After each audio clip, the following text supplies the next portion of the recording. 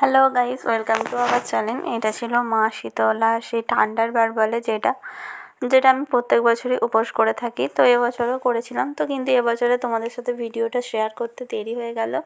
যে ভিডিওটা করেছিলাম আজ প্রায় 1-1.5 মাস হয়ে গেল, কিন্তু ভিডিওটা আমি তোমাদের সাথে যে শেয়ার করবো সেটা আমি ভুলেই গেছি। আমার ফোনের গ্যালারিতে আজকে একটু ক্লিয়ার করতে গিয়ে দেখলাম যে ভিডিওটা আছে, তো ভাবলাম তোমাদের সাথে শেয়ার করি।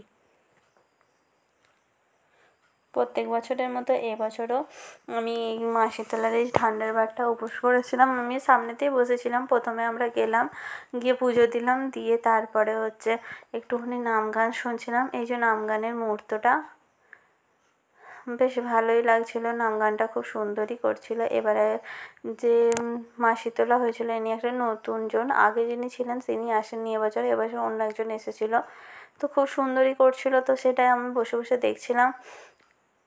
এবারে স্টোরিটা করেছিল একটু আলাদা, প্রত্যেক বছর যে স্টোরিটা বলে সেইটা একটা অন্য, এবছরে করেছিল একটুখানি আলাদা অন্য রকম একটা স্টোরি বলেছিল। তো এটাও বেশ ভালো, এরা সবাই খুব বেশ ভালো মতনই করেছে।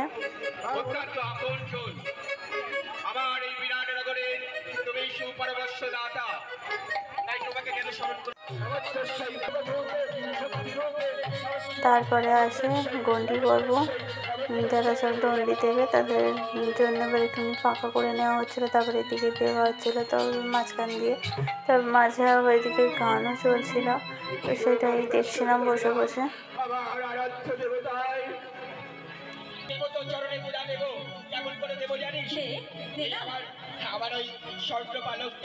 দণ্ডি পর্ব চলছে।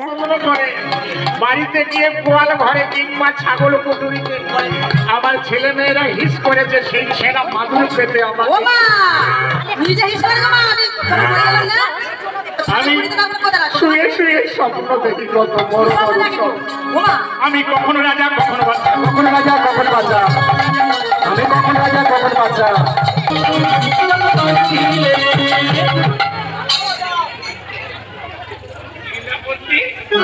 ও দাদা, একটু আগে তোমার শাশুড়ি মা এসেছে, তোমার ছোট শালীর মুখে ভাত। শাশুড়ির আমার ও বলে ডাকবি, সারা দিলে হবে না। আমার সোনা, আমার মাংস সোনা, ওই আমার টুনির মা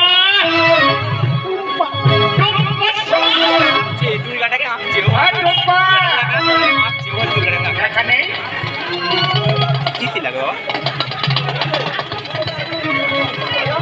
ও দাদা, তোমার শাশুড়ি মায়ের সাথে গল্প করছে তো তোমার কথা কানে যায়নি, ভালোবেসে ডাকা। ও আমার বাঁশ বাগানের পেতনি, অবশ্যই আমার চ্যানেলটাকে